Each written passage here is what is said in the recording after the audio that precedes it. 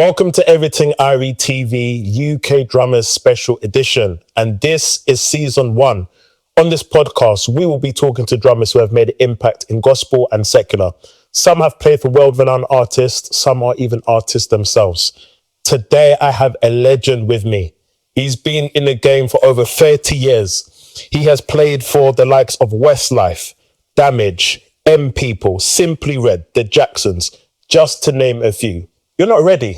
I'm telling you, you are not ready. Please welcome the legend with a capital L, Velroy Bailey in the building. Feeling that lead up, man. Putting all that. Yeah, I'm not too bad. Yourself? I'm well. I can't complain. I am so grateful and thankful that you are here today. You could have been doing something else. I know you're a busy guy. So thank you for taking the time out. No worries, man. I cannot wait to hear your journey and the nuggets and the wisdom that we're going to get today. So I'm going to get straight to it. Yeah. So I know you are a multi-instrumentalist. Was drums the first instrument, and how did you get into drums? What was it about the drums that you were like, I want to do that? Drums wasn't the first instrument, to be honest. I grew up like probably a lot of us in church. I'm a PK, or pastor's kid. Yeah. And I used to, the thing is, it's a bit of a weird one because I didn't have anyone in church playing before me. I just remember when we was growing up, it was just my brothers and that playing in this church. So there was a little bit of a gap because I had 2 brothers that played guitars. Yeah. One that played the bass and one that played drums. And all that was in the corner was this dusty upright piano. You know them old pianos where their keys are starting to go yellow. And sounds that awful. That type of thing. And then I sort of just thought, well, you know what I mean? Can I play the piano? They didn't mind because the piano was kind of drowned out by the amplified instruments anyway. Oh. So I was able to kind of start feeling my way and trying to, if I was making mistakes, no one ever knew, and I just make sure that I got the ending arpeggio right. Yeah. And then everybody would be like, wow, this guy that I'm thinking, yeah. I mean, right. I kind of started on the piano really in church. Okay, so how did you get into the drums? I've always loved the drums, obviously, but there wasn't a gap there because sometimes when my brother used to go toilet in church and they just sing some random chorus, I'd think, wow, let's quickly sneak on the drums. Or he would give me the songs like, you know, them ones with no tempo. Yeah. Sweet, and you're trying to cymbals. All of a sudden they're all over the place. Do you know what I mean? And then the fast one comes up, it's like, get up, let's go. But every now and again, when I would get a chance to play, it would be just based on things that I might have seen on videos or whatever. There was no internet back then, but you might have been able to snatch a Zildjian Day video or something like that. And so I was kind of into it. And there was little things that I'd learned along the way that my brothers couldn't do. And it started to be like, hold on a minute. This little boy kind of all right. It's all right. But at the same time, no, you can't big him up too much and too young. Come on. You hit it, humble yourself. You know what I mean? It was kind of one of those. But so it kind of started from, I would have been maybe 8 or 9, messing around with different instruments. Like my dad had this guitar and I could never understand the guitar. Just never, because I used to think too logically, and the second string is the only one that's tuned in a third. The rest of it's tuned in fourths, in it. You know, rather than working it out, I just forget that. So what I used to do is just I used to take 2 strings off it, tune it in fourths like a bass, right? And then when the TV adverts come on, I run and get it and try and play along. That's how I taught myself to play bass. So I used to do that with little things, like if there was something that came on TV that I used to like drumming wise, just get a couple of sticks out and a few books and try to set it up how I want my kick to be set up. And that's, you know, and then one day, because we had a lot of siblings, so when you've got a lot of siblings, you argue a lot. Of course. The house was just, and my dad used to hate arguing. Just used to hate. One day, my dad was a very industrial kind of guy. And he came home with his lorry one day with one piano on the back of it. And he's just like, all of the boys, come down here and help me take this thing out. Just wielding his piano. He never knew nothing about no piano. And he just put it somewhere in the house to my mum's dismay. You know what I mean? And then sometimes if we used to argue, it'd be just like, look, everybody sit, play. And then he'd sing something and you have to try and play along. No pressure. That's how I learned. And then I'd be playing and it would be like, no, that's minor. And I'm like, what are you talking about?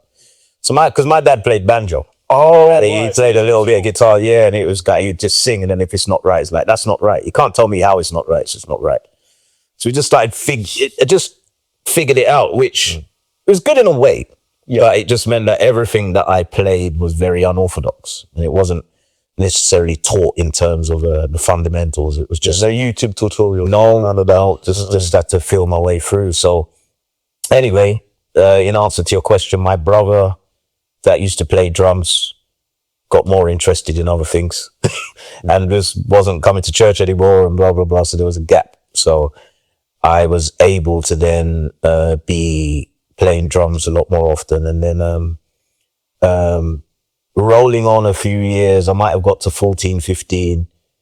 I ended up playing in the church convention and got kind of spotted by, it was actually Noel Robinson.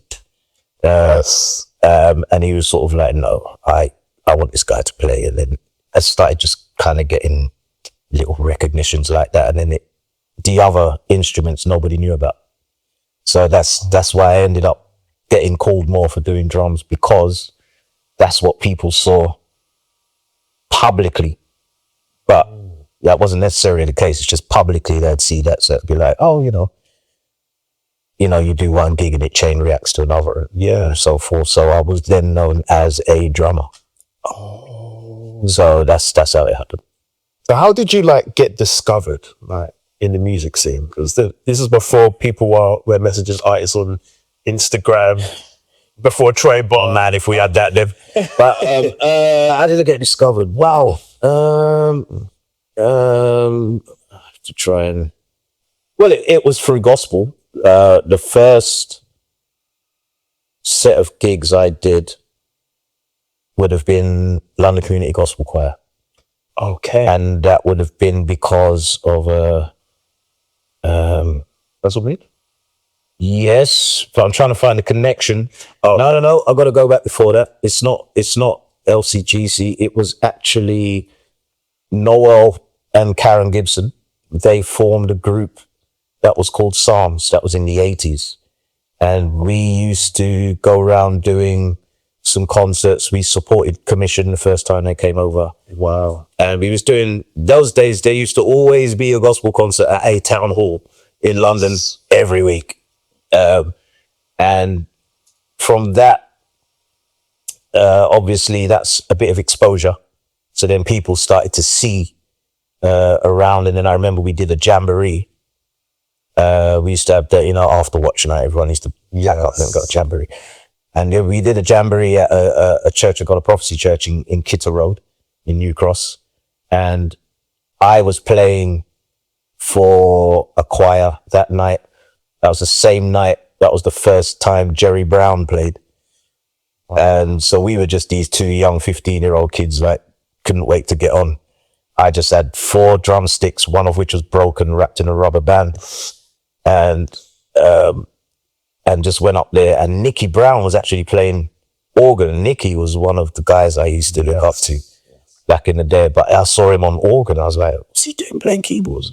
He was known as a drummer, wasn't he? Oh, he was a very good drummer. Yeah. Very, very, very good drummer.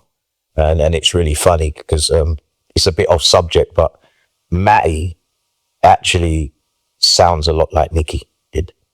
It's really weird, but I see him play sometimes and I can see Nicky and hear Nicky. Wow. So it's really, bloodline is kind of strong. Yeah. Very strong. So from there, those jamborees were places where everybody used to go. So I suppose the dots kept connecting. And then one day that same group, Psalms, supported Inspirational Choir, which was John Francis's choir. Yes. And we went on tour because they were signed. I think they were signed to CBS. Inspirational Choir back then. Yeah. I think it's CBS. And we went on tour, and then there was a couple of gigs that I decked for the then the late great Solomon, and it kind of chain reacted from there. Then I was kind of more kind of known on that gospel circuit type of thing. Then I would get asked by people like Lawrence Johnson. I did things like New Colours. Don't know if you remember that group, but that was, geez, am I showing my age here? I'm really sorry. Faye Simpson and people like that was in that group, and so I became kind of known on the gospel circuit. Yeah. So then I went and done a tour with. It's funny because at 16 years old, I joined the post office. Yeah, I didn't go to college or anything. I got a job straight away. I joined the post office, and within a year, I got an offer to do a tour with LCGC in Europe. And you don't really think about your life back then. You're just like, what? Playing drums and you're going to give me some money. No, man, I got to leave this job. Of course. And so playing. Yeah. I mean, I was living at home. Blah, blah, blah. It's funny because I didn't actually tell my parents that I'd left the job. I mean, they soon figured out that some days I was at home. It's like, what are you doing there type of thing. But I didn't actually clock onto it. You can, back then you couldn't be telling them that if you're an establishment like the post office and you're leaving to go nut drum. You could never do that. So I didn't really tell them. That's kind of how it started. And then from there, I was just like, I want to do this. And then there was a connection between people that were growing up in church and certain fringes of secular work where there was enough of a bridge for people to connect you to people. Oh, you do this full time. Okay, I might be able to get you this and that. And that's kind of how it started. So I started doing things like talent shows. Like there was something called 291 Club that used to be on Hackney and things like that. And then that just developed into connecting with other people. And then from there, someone that I know knew a management company that the great Donny was connected to at the time. And they were called Jago at the time. And they had a few bands. They had like Donny, they had like Gabrielle, Mark Morrison, a couple of others, China Black. This is like late 80s, 90s? No, we're in the 90s now. Yeah. Everything that happened with the LCGC and the 291 Club and all of that was kind of like 89, 90, and then rolling on from early 90s, I'd be involved in those kind of, and Donny was the next big thing. Yeah, probably the last big album deal that I knew in this country. And, but then we had similar backgrounds, and then those things led to other things, and you just start getting calls from there. Because once you're in the industry, you're kind of in the industry, you know. So then after a while, that's how it happened. And then it just, because everything was so word of mouth back then, because there wasn't really an internet network or Instagram or whatever they have now of that. So it was really, and that's why, like, if you're asking me these questions now, I can't even remember like how people sort of said, "Can I book you for this?" It's really weird because it was actually pre-mobile phone. Yes. So it's kind of like when you think about it, I have to really think about how that came together, because it was almost like if someone rings your house phone. Could be anyone. It could be. Do you know what I mean? He rings your house phone. Hello, it's Velroy there. Who is this? Yo, this. All of that. I did kind of like, how did this happen? But it was kind of that. I honestly can't answer that question. So I'm talking and I'm babbling on. While you're doing that, I'm trying to remember how this actually happened like that. Because I was going to ask, so when you got into the secular scene, did you have to keep that a secret from your church, or did you have like a word with your father to say, look, Dad, I've got this opportunity, can I? And especially in those days as well, the church was very strict. So I'm sure for some of them, they're like, hold on, he's here one Sunday, then the next minute he's on TV. Like, How was it for you? Was there a lot of backlash, warfare? Yeah, to put it mildly, Yeah, it was backlash. I never really had that discussion with my parents. And it's really funny because my dad was my pastor, but I never ever remember him saying, you can't do this and you can't do it. Never. We never discussed it. But now I recognize that was his way of supporting me wanting to just do what I want to do. Yeah. He's going to preach the right thing, but the decision is yours. Do you know what I mean? So he made sure that I went into this grounded, and he made sure that I know what I know, but the choice is yours. And that was the support mechanism that I had. He never discussed it. You know, he knew about times when we was in conventions and people used to be, listen, I wouldn't name the person or the preacher, but I was playing at a convention, a youth convention in a church in Harlesden called Tubbs Road at the time. It's no longer there. And they had a platform where the musicians were pretty high up. It was on the left-hand side, pulpits in the middle. But this platform was high. Everyone could see. And I was playing there with a couple other musicians. And literally, those were the days of Saturday morning TV shows and like Top of the Pops and all of those kind of things, So you would more or less be on TV kind of all the time in those days. Yeah. And guy was preaching, literally, and he turned to the right, which is his right would have been where we were. He literally just sort of said, Velroy, and I'm not naming the others, blah, blah, blah, blah, blah. I love you very much, but you're playing the devil's music. And I just remember being like, in that moment where the heat just comes on you and you could just feel all the eyes. Yeah, that's what it was like in those days. Because my dad was a drummer as well, and funny you said Harlesden, because he was telling me a story. He was at a church in Harlesden, and the preacher preached on him. He asked me to come all the way from Croydon. He asked me to come and play. I'm not getting no travel expenses, no nothing. And then you go and you have the cheek to go and preach at me. Yeah. I'm helping you out, and you have to cheat. Yeah, so been there. Yeah, been there. So it was tough, but I always remember that because I didn't really feel that kind of heat from my own parents, and I know how steadfast they were. It kind of bothered me a little bit, but it didn't bother me. Do you know what I mean? Yeah. Not enough to shake me. And to be honest, to this day, I'm able to separate the two. Yes. So it's another argument altogether, and I'm not going to get into it. But I'm just not one of these people that if you call me to play in your church service, that's different to calling me to do my job. That's how I am. So you're not going to call me and I'm going to turn around and say, boy, I want blah, blah, blah, blah, blah, blah, blah. If I'm available, I do it because for me, my gift was bestowed on me. No one's taught me to play an instrument.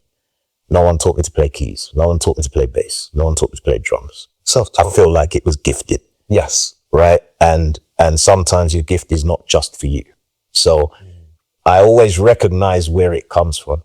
So if someone's short in an area and I'm not there on a Sunday and they call me, I'll go and do it. I don't want to be paid for it.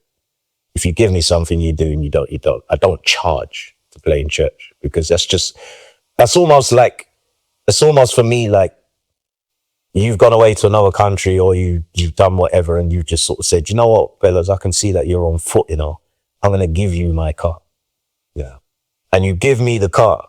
And then when you come over to the country, I'll see you on the road and I'll just drive past. Yeah. That's how it feels like, man. Give me a lift? No, man, I'm not going your way. Like, do you know what I mean? That's how it feels to me. So there's always been that little trigger in me where I've got a soft spot for it. And if it's like, I want to give that back. Because that's like with Teddy Campbell. I heard an interview and he was saying that, Lord, if you bless me to work, when it comes to church, I won't charge. 100%. I open doors that's been open to him as people. I've always been like that. It's just something that can't.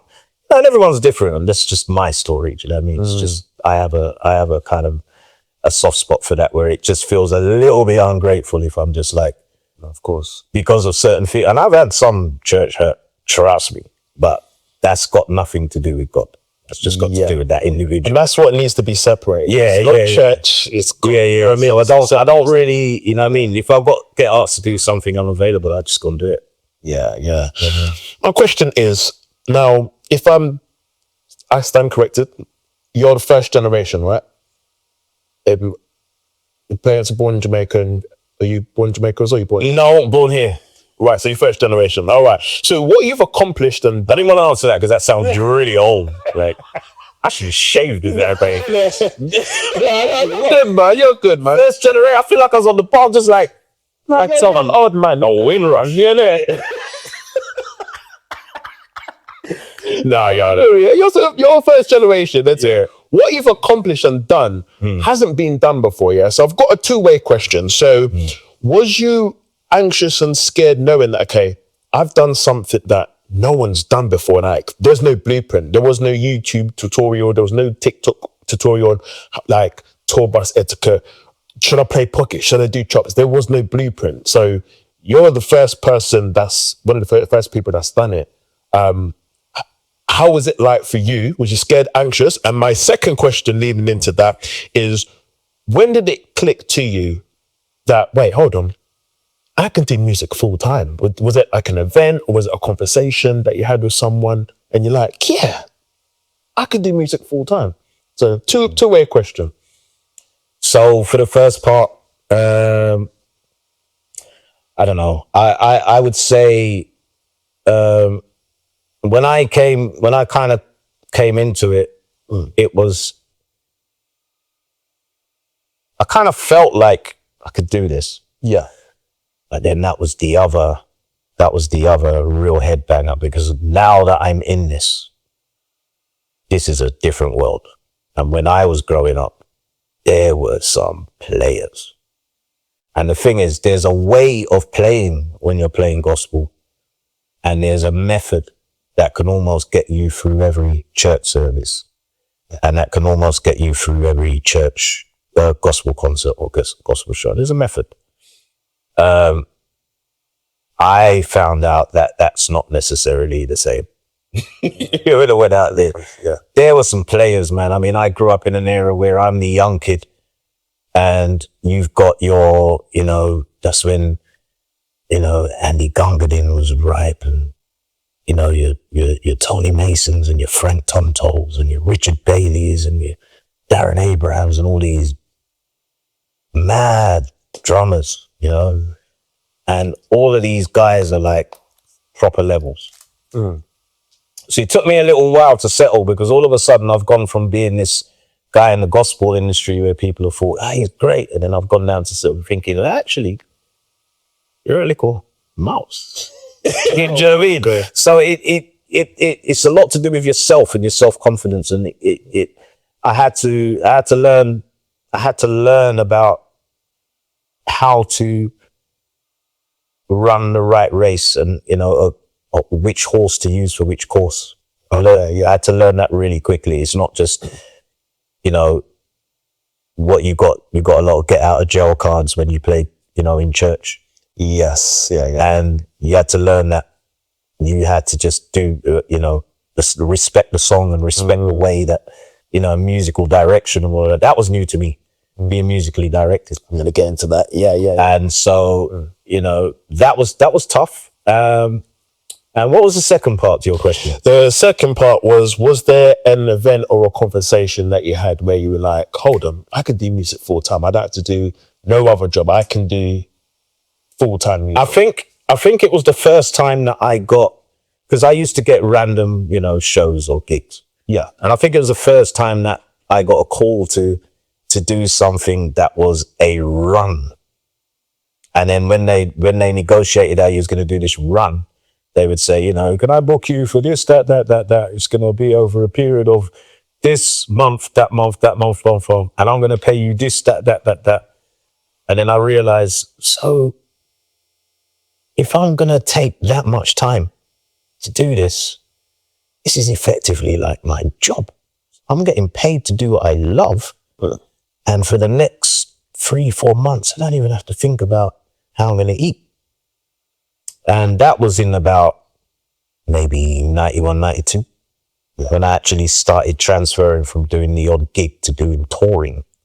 That's when I sort of thought I can do this, you know? So yeah, it was, and back then, even though there was less ways of exposing you, there was so much more work. As you can see, I've got this lovely t-shirt here, as well as others. Tracksuit, jumpers, t-shirts, you name it. If you want to get yours, just go to www.kingsimagedesigns.co.uk. And if you want a discount, just type Everyting Irie for a discount. Walk in love, walk in grace, walk in fashion. Peace.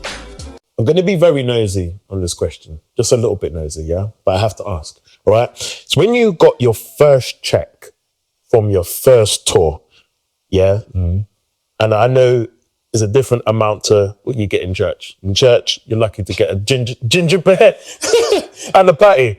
So my question is, what was the first thing you got from your first check from your first tour? And how did you feel knowing, hold on, this is the first check of something that I love to do? What did you spend it on?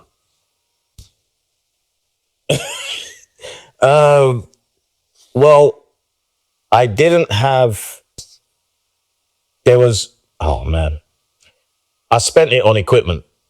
Yeah. Because I was either getting certain things hired in, or my stuff was quite substandard due to affordability. Yeah. So I think it was equipment.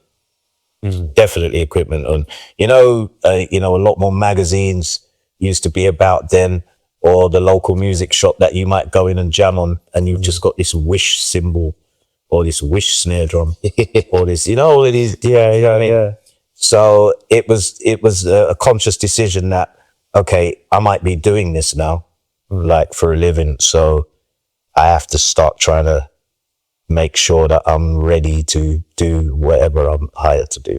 So I think it was equipment, and I think about 30% of it was probably knowing me as paying off some parking ticket.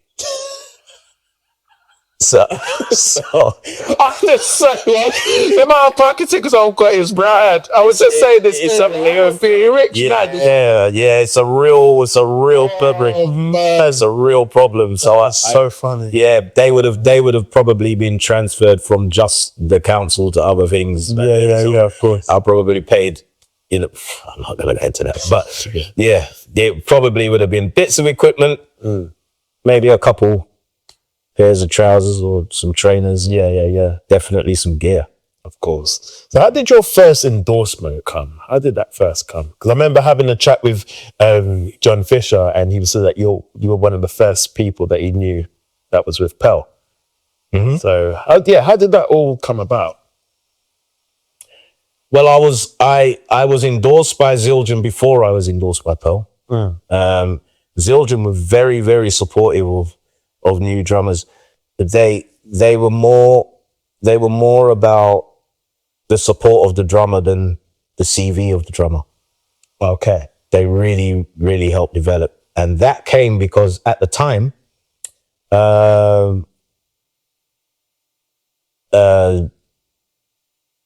Noel Robinson knew someone who worked at Remo. And Remo, before they were dealing with Sabian, I think Bob Vitchling from Zildjian was in the same kind of office or complex. Yeah. So I got introduced to Bob, just, talked up as some next kind of guy on the block to come through, and he helped me out. Then later on it transferred from Bob to Tina, and Tina was very, very supportive and gave me a full Zildjian endorsement. That was very early 90s. The Pearl thing, that came about because I was actually with Remo drums, I think. And the Pearl endorsement came about just before I was going to do the Simply Red tour. Oh. So that came about early 1995. And it was a little bit frosty. It always will be with those kind of crossovers with companies. It wasn't, but my heart was Pearl. I always loved Pearl drums, and I recognized Remo, you know, not disrespectfully, but more as heads. And Yes. you know, the drums were okay for what I was doing then, but I'm going to do something major. And I wanted the right drums, and also what I wanted and what I knew could do the job, you know? Yes, of course. So it was on my behalf, it was quite naughtily done. If I'm going to be honest, because I didn't say anything to Remo. They heard I got the gig, which is, I don't know how they did. There was no internet, so I don't even know how they heard that. But they heard I got the gig. And by then, Remo had this connection with Sabian, who was like in the Arbiter kind of company. So it was always, you know, letters being sent or calls. Hi, you know, just want to know, I've heard, you know, congratulations on the Simply Red and everything. So, you know, we can probably up the endorsement level now. And then obviously we can start talking about some symbols as well with Sabian and blah, blah. And I'm thinking, I've already got this opportunity to play Pearl. I'm good for symbols. Do you know what I mean? So I'm kind of like, what's going to happen here? So anyway, the way that setup was happening with that tour, it was in the round, all right? And the stage was in the shape of a massive treble clef, right? But you're looking at it like this all around, and in the middle is this massive treble clef. So the bottom end of the treble clef is a massive stage. Yeah. The top end, which is the dot, isn't so big, but it's a little stage. So you used to start the show at that end, more kind of intimate songs with one drum kit. Then there would be, at the end of that half of the show, we would do something with just him and the guitar. I disappear under the stage. The kit's under the stage. It comes up slowly on the big, massive kit and blah, blah, blah. So it's cool. Yeah. There's 2 kits that was needed for that tour. And I just thought, this is a great opportunity. Like, because it wouldn't just be Pearl doing something for me, kind of doing something, giving that my contribution to Pearl. Of course, yeah. So I remember some drum heads being delivered by Remo to my production rehearsal. And the guy came in and delivered the heads, saw the stage and saw the drum kits. And was like, oh. And he literally just said, cheers. And went. Literally. That's all he said. It wasn't rude. Could see that he was vexed, but he was kind of like, oh, okay, right. Cheers. Oh gosh. It really burnt me. So, no, it was awkward, but what were you going to do? Like, It's a different standard. Remo drums, come on. yeah, so that's how it happened. And they were so supportive, Pearl, man. Like, they were so supportive. And the thing is with them is the worldwide support, and everybody has Pearl. And that was one of the best things about it, is like, you could be anywhere, man. Kazakhstan, and break a cymbal on. Yeah, it's gonna be there. Yep. Do you know what I mean? And that's one of the main things, is backup, you know, and support. So yeah, that's how that came about. It was down to, I'm gonna say the main trajectory of what happened was definitely when I got that call to do Simply Red. It had to be that. From there, it kind of stayed at that level. Yeah. You know. Wow. So I want to get into musical directing. So how did you get into musical directing? And for those who are watching and they don't know what a musical director does, what did they do? What happens behind the scenes of a musical director? So talking from experience. Well, Yeah. first, I was called to be a musical director for the first time probably in '99, and that was from All Saints. Yes. From Mel Blatt, who I was doing some stuff with in the studio from before. She knew I was a multi-instrumentalist. She knew I could arrange and whatever. But the funny thing is, when I accepted the job to do their first tour, or the first 2 tours, I didn't fully know what the job entailed. I'm going to be honest. I was called by the production manager, says, yeah, you know, I've heard that you've been asked to do this tour, whatever. And for me, I'm thinking, I could probably make these songs sound a little bit more lively, you know, arrange them, tweak them a bit. Some interesting intros, some interesting segues, interesting endings or whatever. Can probably do that. Do you know what I mean? And they, you know, asked to put the band together. Yeah, that's cool. Know a few players. But I didn't really know what the job entailed. I thought that at that time, musical directing was just arranging the music. So, you know, there's so much other detail at that level that goes along with it. And I think that I, in some aspects, kind of found out the hard way. But it's behind the scenes, you've got, you know, if it's a certain level to, especially something from, you know, between arena and stadium, for example, there's so much things that you've got to, you know, everything's got to glue together. Yes. Not just musically, but you with the script. So sometimes you might have an intro, but then when you see the concept of the show, it really just doesn't fit or suit. Let's go like the dancers, the lights. Yeah, it could be, yeah. You know what I mean? I might just be coming up with something that's just really, you know, like symphonic or something. I think, yeah, this intro's great.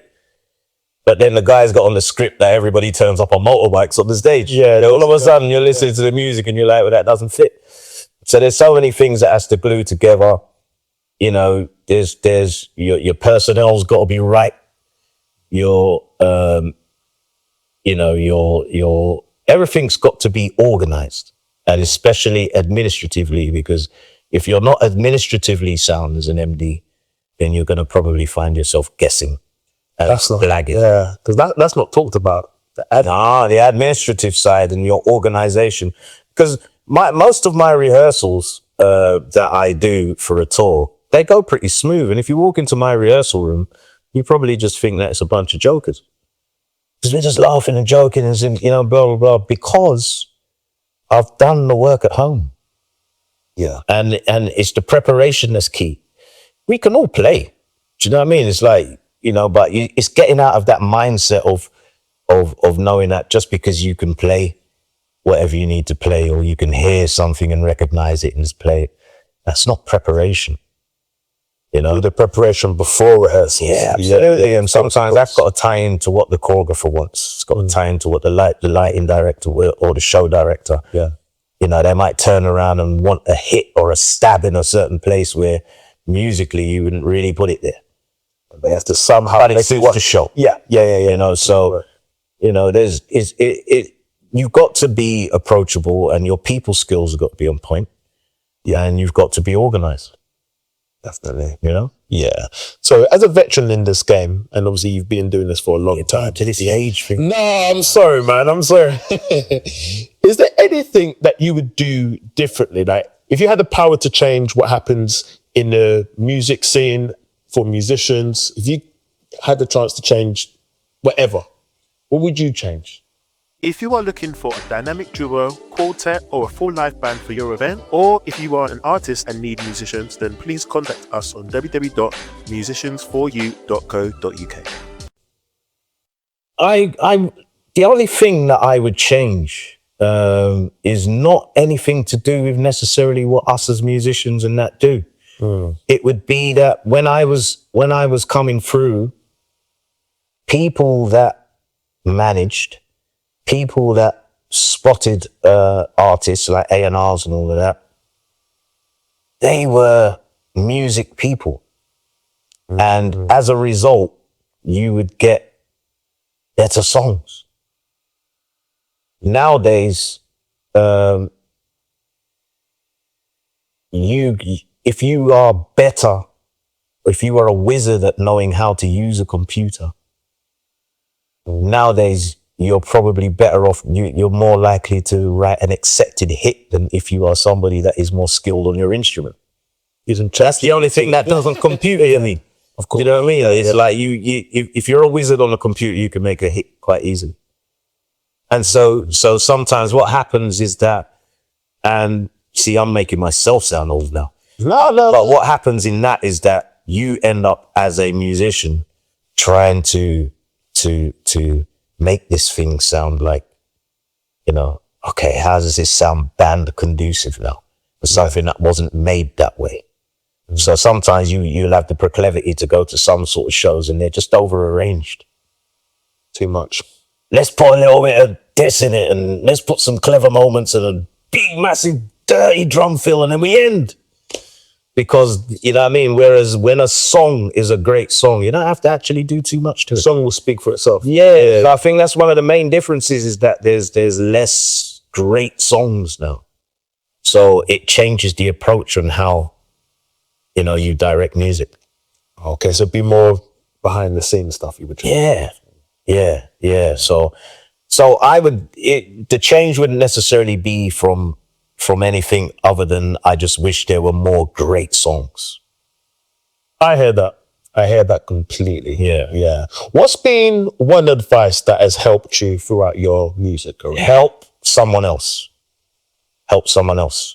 Because that's been the one thing that I've always, you know, the best thing that I've got a kick out of in this business is, you know, seeing generations after me because of something that I've helped them do or brought them in on and see them fly. Because I don't believe that you are successful without a successor. That's true. Do you know what I mean? It's not, that's my thing. It's like, it's not necessarily for me. I've always been that type of person that wherever I go in this business, it's just like, look, come over here, man. This is here. You know, you're talented. I can help you to do this. It's always been for me helping someone else. And it's nice. My biggest kick isn't whatever gig you've done or whatever accolade. My biggest kick is when somebody that I see someone after me or someone that used to watch what I do or someone that I gave some advice and they followed it or someone that I gave an opportunity and they're flying. Yeah. That's the biggest thing for me, man. Just saying, wow, look at that. You know, Adam Smiley Wade. Yeah. He actually came around to see me. And he's a busy boy. Very. He found the time to just ring up. First thing he does is laugh, you know. He's like, yeah, what you say? Yeah. Just starts laughing. Like, yeah, you win. And he'll come round and we just chat and he'll always sort of reference things. Look, thank you for this and blah, blah, blah, blah. When I see what he's doing and how he's playing, and it's just like, this is Adam. Like, what's going on? And Gareth Brown, another one, like, yes. You know, I remember giving him an opportunity once years ago, and he was so desperate to play, like he's so hungry for it. He loves music and he loves drums. Yeah. And I remember giving him an opportunity, and I remember when I told him I was gonna use him to play on the Hearsay tour years ago. Yes, he mentioned. And he thought I was joking. He literally thought I was joking, and the way he smashed that tour to bits, I was just like, I'm so proud. Like, that's what gives me a kick. Yes. And I remember years ago, I was in church and someone Dexter Hercules started coming to my church. Yes. Right. And he was as humble as he is now. He's always been like that. Yeah. So I remember someone saying to me, it was the late, great Joel Grant, actually. He was saying to me, have you heard Dexter play drums? I don't know. Dexter don't play drums. Dexter stupidly supports Arsenal. What? I'm like, no, I ain't got that. It's another one for another day. I mean, don't worry. I'm a Liverpool fan. Don't worry. But so I'm like, don't play drums. And even then, he just used to just hold it down. So one day we had a jam after church and this guy was playing and I was like, what's going on? And it's really weird because at that time, at my church, I had Smiley there. Yes. I had Dexter there. Yep. I had Josh McKenzie there. Junior Curtin was there. Couldn't join them as there because I came. I visited. Yeah. Emily Maylard. I had like a band. No, it was ridiculous. And it was kind of, the only problem was just like almost like a Real Madrid thing. It's like, so which one of them do you tell that they're sitting down on Sunday? Imagine it. It was crazy. So but seeing those guys flourish and not lose their respect. Yeah. None of them. They've all got time for me and they all show respect. Yeah, I know. And just to see them fly. That's my biggest thing. It's not my accomplishments, because it doesn't mean anything for me unless you can help somebody else. That's good. It don't mean anything. I like that. Yeah. Yeah, that's but even, I skipped a little bit, because even when I got the call to do Simply Red, that was a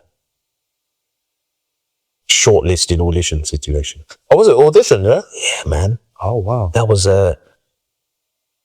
really daunting as well. And then it was down to just me and one other drummer that ended up doing it later on.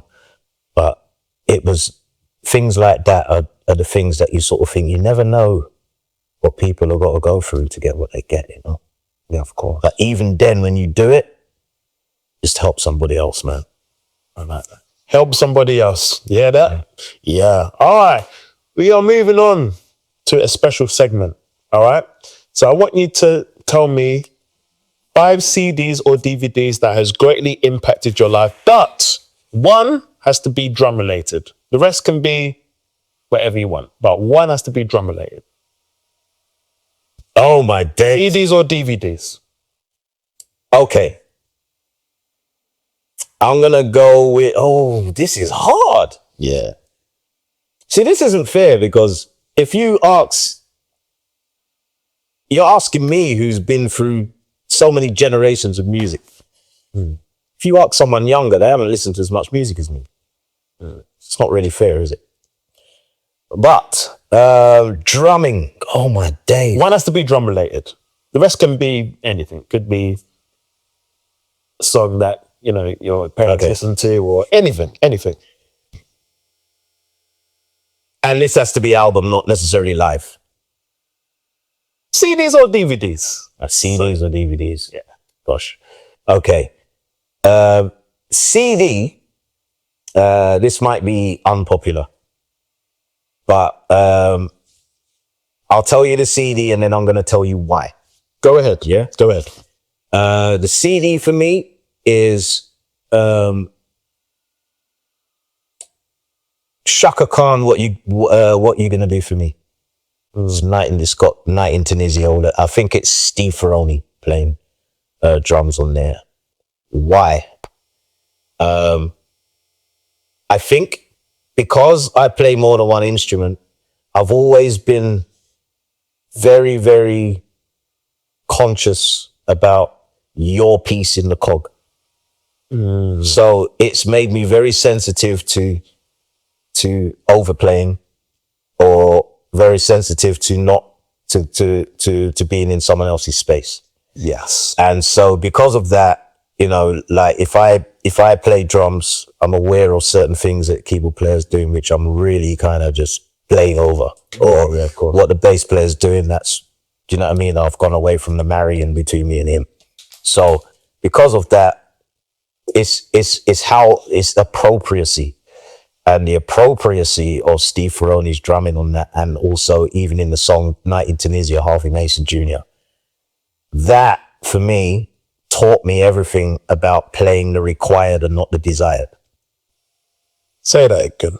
Play what's required, not necessarily what's desired. Desired is your solo, required is the song. And that's the biggest thing. And I'll come back to that. Yeah. But what was the second question? That first one was the album. Yeah. And the second one was what artist? CDs or DVDs? Just one has to be drum related. So this is so hard. All right, I'll make it 6. As your Velroy, I'll make it 6. Yeah, there's just so many different things for different reasons, but it's greatly impacted your life. There's another one of the same reason is a guitarist called Robin Ford. He has an album called Talk to Your Daughter, which has Vinnie Colaiuta on it. And again, he's doing so much but within the confines and the space of not sort of like jumping out to the point where you think, calm down, Yeah, mate. yeah. Do you know what I mean? Appropriacy again. So there's that one. Actually, like Old Hawkins, because I'm a Joel Smith fan. Yes. So there's that Hawkins Love Alive 3. I think that's the one that's got Wait Till the Battle Is Over is on it. Yeah. And then there's things like what's the other one now? I could think of.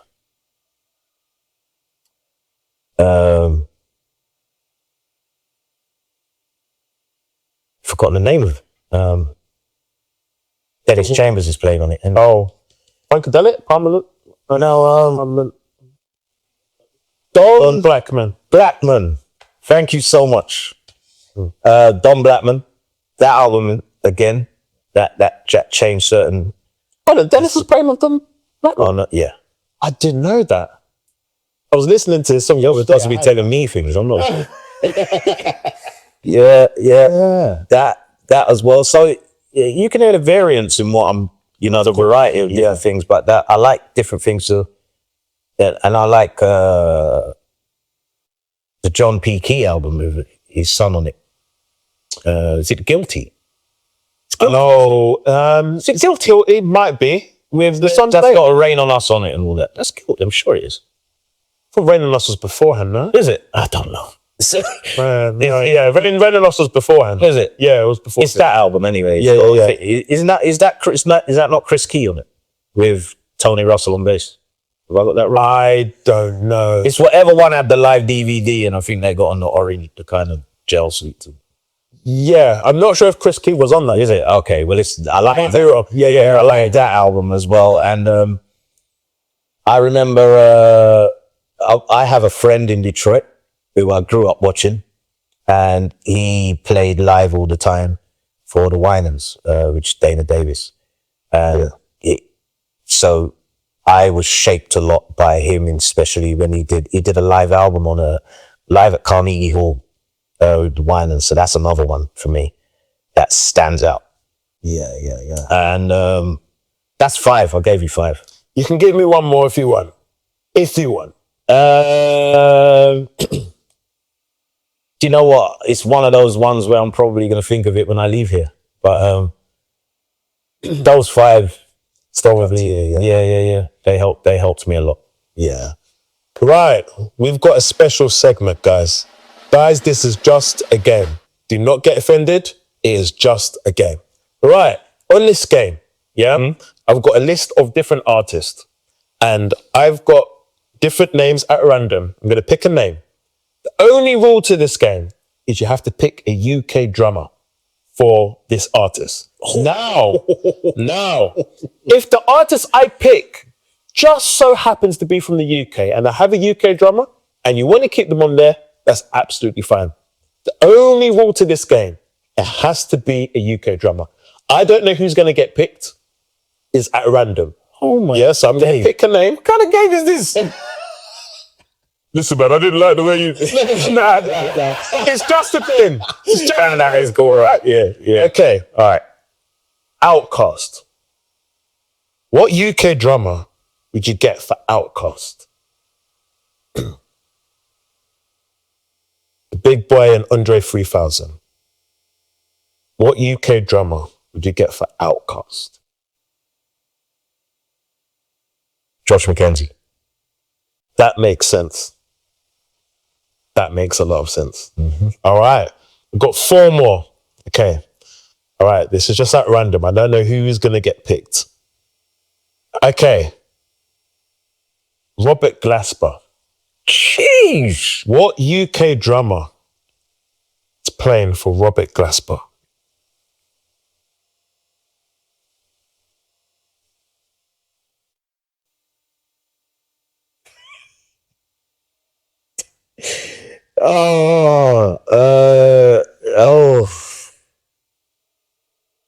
That's really hard. Dex. That makes sense. Dexter Hercules. All right. Gladys Knight. What UK drummer is playing for Gladys Knight? Junior Curtin. Yeah. Cool. Adele. What UK drummer would you get for Adele? Me. Yes. Me. Because I love the music. Yeah, of course. Yeah. All right. One more. TLC. What UK drummer for TLC?